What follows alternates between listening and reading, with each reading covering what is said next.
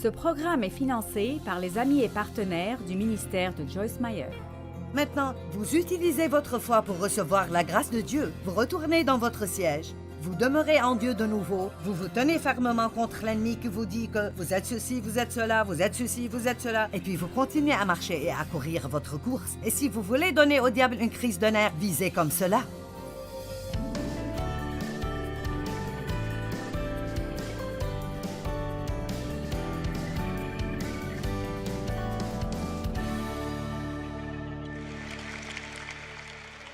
Vous pouvez entrer dans le repos du Seigneur concernant votre propre croissance spirituelle. Donc, nous devons apprendre à vivre alors que nous siégeons. Donc, vous remarquez que quand je m'assieds sur cette chaise, tout le poids me laisse et tout ce poids est maintenant sur la chaise. Maintenant, Christ siège dans les lieux célestes. L'Apocalypse parle de celui qui siège sur le trône. Et toute l'histoire derrière ce truc de siéger. Si vous n'avez jamais entendu cela, sous la loi de l'Ancien Testament, la loi représentait les œuvres, et les gens devaient vivre une vie sainte, mais ils le faisaient sans la grâce, parce que la dispensation de la grâce n'avait pas encore commencé. Ce n'est pas que Dieu ne donnait jamais la grâce à personne, mais en gros, la loi a été donnée pour prouver aux gens qu'ils ne pouvaient pas la garder et qu'ils avaient besoin d'un sauveur. Donc, il y avait toutes sortes de choses, de systèmes et de choses qui arrivaient. Un temple, une cour extérieure et une cour intérieure et l'endroit saint. Et le grand prêtre allait dans l'endroit saint devant Dieu, dans la présence de Dieu, une fois par an, et il entrait pour confesser et recevoir le pardon pour tous les péchés du peuple. Et il y avait des cloches accrochées au bas de sa robe et une corde autour de sa taille, et la corde était tenue dehors par le peuple. Et tant que le grand prêtre bougeait, il pouvait entendre les cloches. Et si les cloches s'arrêtaient, c'était qu'il avait fait quelque chose qui déplaisait à Dieu et qu'il était probablement mort. Il a transgressé la loi et il est tombé mort. Maintenant, je sais que ça ne sonne pas juste quand on en parle simplement, mais toute l'analogie ici est que le système de l'ancienne alliance était totalement un système d'œuvres. Il n'y avait pas de chaise dans l'endroit saint. Il n'y avait pas d'endroit où il pouvait s'asseoir, donc c'est très impressionnant pour le juif de ce temps qui connaissait la parole de Dieu et comprenait ce système que quand Jésus est mort sur la croix, et la Bible dit qu'il a accompli le pardon de nos péchés et nous a débarrassés de notre culpabilité, il s'est assis à la droite de Dieu. Finalement, c'est ce que Jésus voulait dire quand il a dit « Tout est accompli ». Finalement, c'était accompli. Et puis nous avons commencé la dispensation de la grâce dans laquelle nous vivons maintenant. Et je le partage, c'est juste ma façon de partager cela. Parfois, les gens se trompent au sujet de la grâce. La grâce est la faveur imméritée, mais c'est aussi la puissance de Dieu qui vient à nous pour nous permettre de faire ce que Dieu veut que nous fassions. Nous ne vivons pas sous les 10 commandements en tant que loi maintenant, mais Dieu veut toujours que nous fassions ces 10 choses et d'autres à côté. Maintenant, elles sont plus que des promesses. Si vous marchez avec moi et vous marchez dans ma présence et vous avez une bonne relation avec moi, vous ne mettrez pas d'autres dieux avant moi. Ce n'est pas « vous ne ferez pas, vous ne ferez pas, vous ne ferez pas ». Avec la nouvelle alliance, ça devient « tu ne tueras pas, tu ne voleras pas, tu honoreras ton père et ta mère ». Mais l'un de ces commandements est que nous devons avoir du repos. Nous devons avoir du repos. Eh bien, dans l'ancien système, ils avaient un jour par semaine où ils devaient se reposer. Nous pouvons vivre dans le repos maintenant. Dieu nous offre un sabbat continuel pour que nous puissions vivre dans ce repos surnaturel de Dieu. Nous devons reposer nos corps et un jour par semaine. C'est bon, mais ce n'est pas une chose légaliste maintenant, où vous ne pouvez pas faire ceci et faire cela pendant un jour la semaine. Maintenant, Dieu veut que nous vivions dans ce repos surnaturel. Je vais vous dire quelque chose que je viens de découvrir.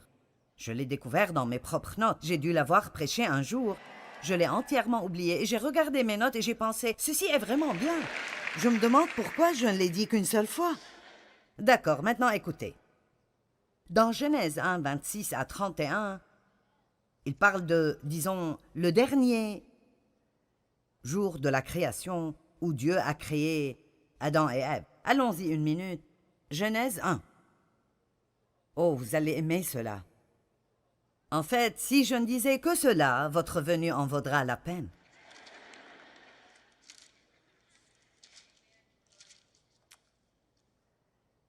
D'accord, Genèse 1, 26.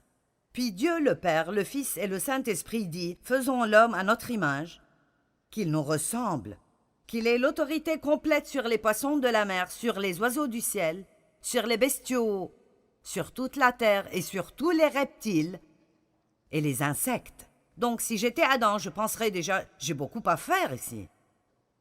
Dieu créa l'homme à son image. Oui, il le créa à l'image de Dieu, il le créa homme et femme. Dieu les bénit en disant « Soyez féconds, multipliez-vous, remplissez la terre. » Wow, Dieu, la terre est grande, ça prendra beaucoup de temps. Rendez-vous en maître, utilisez toutes ces ressources pour le service de Dieu et de l'homme et dominez les poissons des mers, les oiseaux et toute créature vivante et tout ce qui bouge sur terre. Et Dieu dit « Voici, je vous donne toute plante portant sa semence partout sur la terre et tous les arbres fruitiers portant leur semence. Je les donne pour vous en nourrir, mais aussi à tout animal de la terre, aux oiseaux du ciel, à tout animal qui se meut à ras de terre, et à tout être vivant, toute plante verte pour qu'ils s'en nourrissent. Et ce fut ainsi. Maintenant, si j'étais Adam, et peut-être qu'Adam n'était pas comme moi, mais si j'étais Adam, je penserais je ferais mieux de travailler. Je veux dire les oiseaux, les poissons, les plantes, les arbres, les graines. Soyez fructueux, multipliez-vous, remplissez la terre entière. Mon Dieu, je ne peux même pas imaginer remplir le jardin. Et quand l'herbe doit être tondue ici, c'est juste, il y a beaucoup de choses à faire. Maintenant, je vous taquine, mais j'essaye de marquer un point. Vous savez qu'il avait vraiment beaucoup de responsabilités. Si vous y pensez vraiment, c'est beaucoup de responsabilités. Je me demande comment Adam s'est senti quand Dieu lui a dit de nommer tous les animaux. Je n'ai pas assez de cellules cérébrales dans ma vie pour faire cela. Donc je dis juste qu'il devait être un peu dépassé, mais maintenant regardez. Voici la chose que j'ai oubliée et qui était dans mes notes dont je me suis rappelé à un moment, et je me la rappelle. Donc, le 6e jour, Dieu a créé Adam et Ève. Et, chapitre 2, verset 2, le 7e jour, Dieu avait achevé tout ce qu'il avait créé. Alors il se reposa en ce jour-là de toutes les œuvres qu'il avait accomplies. Maintenant, voici la chose que j'ai vue. Dieu m'a montré cela. Adam a été créé le 6e jour. Peut-être qu'il avait pensé qu'il devait travailler. Mais la première journée complète d'Adam sur la terre était une journée de repos.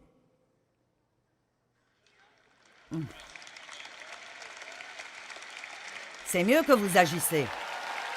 Vous savez pourquoi? Parce que Adam allait travailler. Mais Dieu, il y a une leçon ici. Vous devez être dans l'esprit pour comprendre ceci. Dieu essayait de lui enseigner que tout devait être fait. Tout ce que je veux que vous fassiez, l'appel entier sur votre vie, toute la responsabilité que je vous donne, élever vos enfants, gagner de l'argent, être une bonne épouse, être un bon mari. Et puis, si vous avez un ministère en plus de cela, vous devez être un exemple pour tout le monde dans le monde entier. Et c'est comme, vous savez, waouh, Dieu. Mais tout cela devait être fait d'une position de repos. Donc d'abord, il a dit, je vais t'enseigner comment te reposer. Puis, tu pourras aller travailler. Allez, j'aime cela. Adam a été créé le 6e jour et sa première journée complète ici sur Terre était une journée de repos. Mon Dieu, je me suis presque rendue folle en essayant d'élever 4 enfants. Aucun d'eux n'était comme l'autre. Ils avaient des personnalités différentes. L'un d'eux était comme moi et j'avais des problèmes avec lui parce que je ne savais pas qu'il était comme moi et je pensais qu'il me défiait constamment en tout. L'une d'eux était désordonnée et j'ai eu le discours de « tu ne vivras pas dans ma maison » avec elle tout le temps. Et puis l'un d'eux était un vrai perfectionniste et tout devait être parfait. Et puis l'un d'eux voulait juste avoir du bon temps. Il ne s'occupait de rien. Quand il est finalement sorti de l'école, j'étais plus heureuse qu'il ne l'était. Je pensais... vous savez, maintenant, il est le PDG de notre ministère.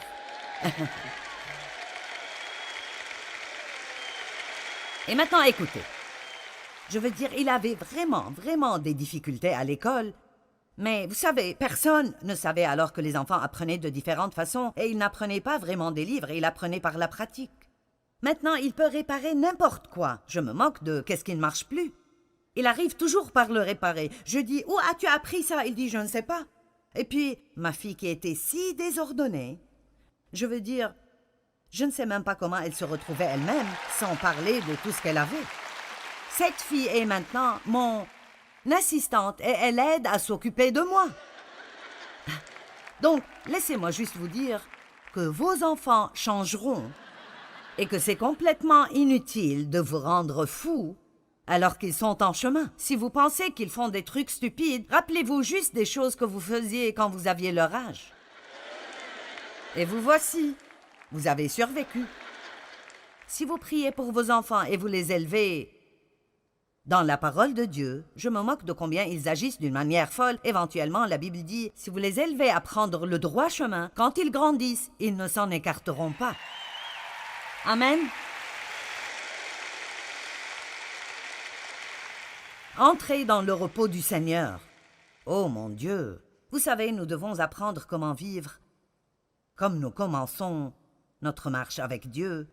Donc, regardons comment nous avons commencé. Éphésiens 2, 8 et 9. Combien d'entre vous sont convaincus que vous devez étudier à propos d'entrer dans le repos de Dieu et apprendre comment vivre plus de cette position de repos? Wow! D'accord, Éphésiens 2, 8 et 9. Car c'est par la grâce, la faveur imméritée de Dieu que vous êtes sauvés, délivrés du jugement et rendus partenaires dans le salut du Christ par le moyen de votre foi. Comment êtes-vous sauvés? Par la grâce, à travers la foi, par la grâce, à travers la foi. Et c'est comme ça que vous vivez, par la grâce, à travers la foi. Maintenant, comment gardons-nous la parole de Dieu? Comment devenons-nous ce que Dieu veut que nous devenions? Par la grâce, à travers la foi. La grâce de Dieu est la puissance dont nous avons besoin. Elle est la puissance de Dieu qui vient dans nos vies et nous permet de faire ce qu'il nous a demandé de faire. Sous l'ancienne alliance, ils n'avaient pas le genre d'aide que nous avons. Il leur a été dit de le faire. Ils ont échoué, ils ont dû faire des sacrifices. C'était un système constant d'œuvre. Dieu merci. Jésus est venu en tant que sacrifice parfait. Il a accompli la loi. Il est mort à notre place. Il a pris nos péchés, notre châtiment. Il a pris notre culpabilité. Et maintenant, la Bible dit dans Éphésiens 2, 6 que nous siégeons avec Christ. Nous siégeons avec Dieu en Christ. Et donc, s'il siège, je siège. S'il est mort, je suis morte. S'il a été ressuscité, je l'ai été.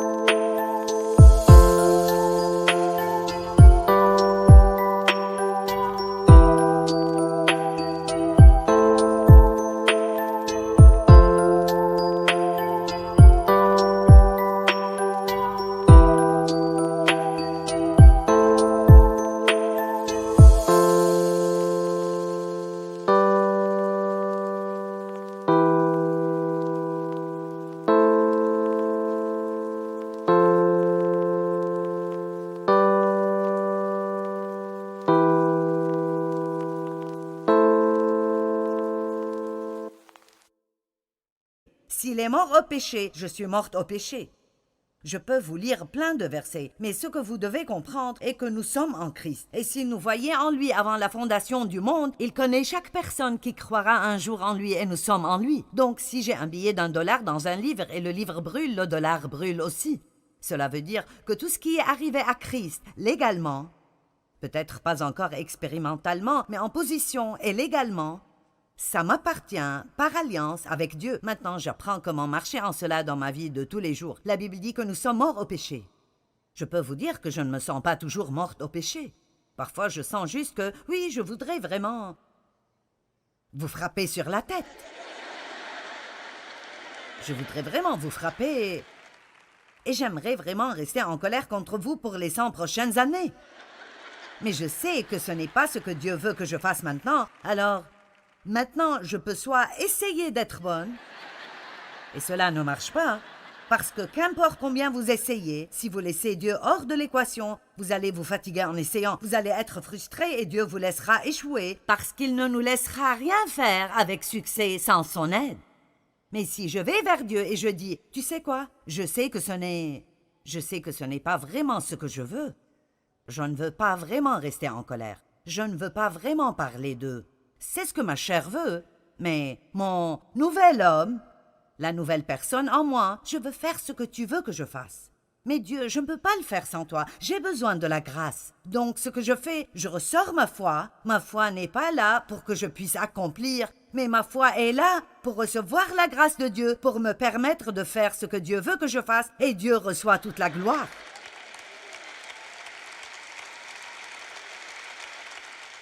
Et j'aime le dire comme ça, et j'espère que vous recevrez bien ceci. Vous savez, la grâce n'est pas une excuse pour vivre une mauvaise vie et s'en tirer.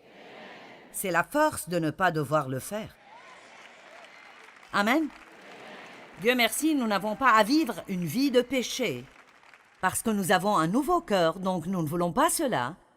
Et si nous apprenons à avoir une vraie relation intime et proche avec Dieu, alors à travers cette relation avec lui, vous voyez, si vous allez juste à l'église et vous rentrez, vous lisez 2 chapitres chaque jour pour que Dieu ne s'énerve pas contre vous, vous priez 10 minutes, vous allez à l'église, vous rentrez, vous remplissez toutes les petites règles que quelqu'un vous a données ou que vous vous êtes données, ce n'est pas une relation. Mais quand vous avez une relation profonde, intime et personnelle avec Dieu, alors à travers cette relation avec Dieu, plus que tout, vous voulez lui plaire. Et si vous apprenez juste à aller vers lui et lui demander de l'aide, même quand vous tombez, il vous ramènera, puis vous retournez assiéger parce que vous êtes dans une relation.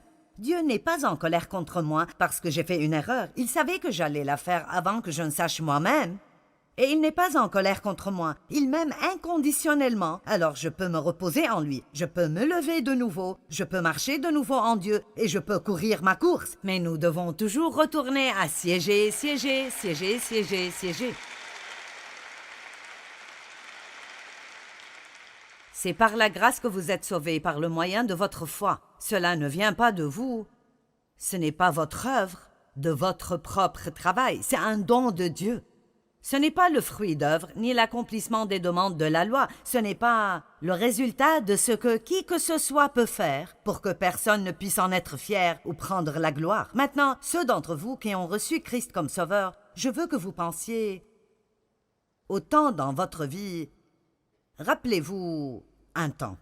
Certaines personnes sont bénies parce qu'elles ont connu Dieu toute leur vie et ils ont grandi dans l'admonition du Seigneur et ils ont eu la foi depuis qu'ils étaient petits, mais la plupart d'entre nous connaissent un temps dans nos vies où c'était comme « je ne peux plus faire cela ». Je ne peux plus vivre comme ça. Je ne peux pas porter ce poids et ce fardeau plus longtemps. Dieu, tu dois faire quelque chose. Certains d'entre vous n'ont pas encore reçu Christ comme leur sauveur. Vous êtes peut-être même un membre d'église, mais cela ne veut pas dire que vous êtes né de nouveau. La Bible ne dit pas que pour aller au ciel, vous devez aller à l'église, mais que vous devez être né de nouveau. Et cela veut dire que vous vous appuyez pleinement sur Dieu pour votre salut. Vous lui faites confiance pour le pardon de vos péchés. Vous lui faites confiance pour que quand vous péchez et vous vous sentez coupable, vous n'ayez pas à porter ce fardeau parce qu'il a porté ce fardeau. Et ceux d'entre vous ici ce soir qui n'ont pas encore pris cette décision, vous devez comprendre que vous ne pouvez pas être assez bon pour être sauvés. Vous ne pouvez pas faire cela. Vous n'avez pas besoin de remettre cela en attendant de redresser un peu plus de choses dans vos vies. Ce soir doit être le moment. Et vous voyez, vous ne pouvez rien faire pour recevoir le salut. Recevoir n'est pas un verbe d'action. Recevoir est un verbe de réception. Et tout dans notre marche avec Dieu vient d'eux et commence par « tout est accompli », pas « tu dois faire ». Est-ce que vous comprenez cela? Ça commence par « tout est accompli ». Jésus a dit « tout est accompli ». J'ai tout accompli pour vous. Maintenant, croyez en ma parole. Et à travers la foi, ma grâce viendra et vous permettra de faire ce qui doit être fait. Vous savez, j'ai tellement changé. Je dis à Dave parfois, je veux dire, cet homme doit sentir qu'il a été marié à 20 femmes à travers nos 48 ans de mariage. Parce que je veux dire, j'étais vraiment une cinglée quand nous nous sommes mariés. Et j'ai tellement changé depuis. Et oui, je pense que je pourrais me mettre ici à dire « j'ai fait ceci, et j'ai fait cela, et j'ai fait ceci ». Mais vous savez quoi, les quelques petits trucs pitoyables que j'ai faits, nous sommes finalement arrivés au point où nous disons juste « c'est Dieu ». C'est juste Dieu. C'est juste Dieu. Mais j'ai dû apprendre à vivre et siéger. Et si j'allais à une réunion et j'écoutais un message sur la bouche, et même si je priais « Dieu, je ne peux pas le faire toute seule, aide-moi », et je me lève le matin suivant et je médite sur l'Écriture, « Oh mon Dieu, que les paroles de ma bouche et la méditation de mon cœur soient acceptables devant toi. Occupe-toi de ma bouche pour que je ne pêche pas contre toi avec ma langue. Je sais que la parole est la puissance. Mais cela ne me garantit pas que je ne ferai pas d'erreur avec ma bouche en ce jour. Et quand je le fais, je peux continuer tout de suite à siéger. Oups! Parfois, vous manquez presque votre siège. Je peux continuer à siéger. D'accord, Seigneur, mon cœur ne voulait pas faire cela. Je suis désolée. Tu connais toute parole de ma langue qui n'a pas été prononcée. J'avais un plan de garder ceci aujourd'hui, mais peut-être que ce serait mieux dans ton plan complet que je vois ma faiblesse aujourd'hui. Peut-être que si je le fais trop bien, je serai trop fière. Vous savez, la Bible nous enseigne que Dieu donne à tout homme une certaine mesure de faiblesse. Parce que si nous n'avions pas cela, ça ne prendrait pas longtemps pour que nous pensions que nous n'avons pas besoin de lui. Et plus que tout, Dieu veut que nous dépendions de lui. Je suis désolée, mais tant que vous êtes sur cette terre, vous allez faire des erreurs. Et vous voyez, vous retournez à regarder votre cœur. Si ce n'était pas dans votre cœur de faire cela et vous êtes vraiment désolé et vous êtes prêt à vous en détourner, c'est tout ce dont vous avez besoin. Maintenant, vous utilisez votre foi pour recevoir la grâce de Dieu. Vous retournez dans votre siège. Vous demeurez en Dieu de nouveau. Vous vous tenez fermement contre l'ennemi qui vous dit que vous êtes ceci, vous êtes cela, vous êtes ceci, vous êtes cela. Et puis vous continuez à marcher et à courir votre course. Et si vous voulez donner au diable une crise de nerfs, visez comme cela. Amen. Quel bien est-ce que ça fait, à chaque fois que vous faites une erreur, d'avoir 3 jours de culpabilité, de condamnation et de dépression et de dire toutes sortes de choses négatives à votre propos. Écoutez, nous avons trop à faire pour que nous agissions ainsi. La manière dont nous avons été sauvés est la manière dont nous devons vivre. Je suis venue vers lui, c'était comme... Quand vous recevez Christ, si ce n'est que pour un moment dans votre vie, en ce moment... vous abandonnez. Je ne peux rien faire, Dieu, ça doit être toi. Si tu peux faire quoi que ce soit, Seigneur, me voici. Prends-moi tel que je suis et fais de moi ce que tu veux que je sois. Et c'est comme ça que nous devons nous lever chaque jour. Je me moque de si vous soulignez toute votre Bible. Vous pouvez réciter les psaumes de mémoire et vous aurez toujours besoin de Dieu. Vous pouvez avoir des diplômes d'études bibliques et vous aurez toujours besoin de Dieu. Vous pouvez avoir le plus grand ministère du monde et vous aurez toujours besoin de Dieu. Donc chaque jour, vous allez vers lui et vous dites « Si tu ne m'aides pas, je serai le plus grand désastre au monde aujourd'hui. » Amen. J'ai souffert à cause de la condamnation parce que j'ai été sexuellement abusée par mon père et j'ai internalisé cela et j'ai pensé que c'était ma faute. Je veux dire, je me sentais coupable tout le temps. Quelque chose n'allait pas si je ne me sentais pas mal. C'était la seule façon dont je savais vivre. Quel est mon problème? Quel est mon problème? Quel est mon problème? Et je vous dirai la vérité. Je pense que vous me connaissez assez bien. Je suis assez direct. Je ne dirais pas cela si je ne le pensais pas.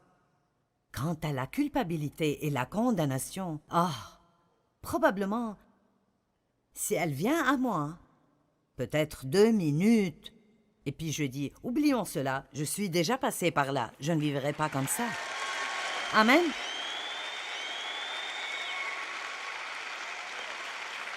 Vous savez pourquoi? Parce que ma culpabilité, qui est mon sacrifice, n'a pas besoin d'être ajoutée au sacrifice parfait que Jésus a fait pour moi.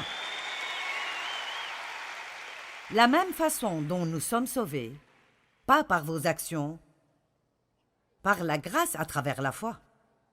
Il n'y a qu'une seule façon d'entrer dans le repos du Seigneur, et c'est de croire.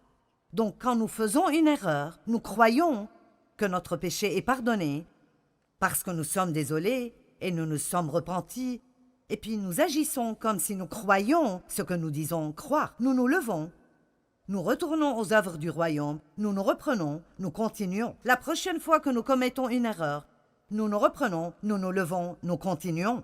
Et parfois, plus vous commettez des erreurs, plus vous tombez amoureux de Jésus parce que vous vous demandez comment c'est possible qu'il continue à aimer quelqu'un comme moi et pourtant je sais qu'il m'aime.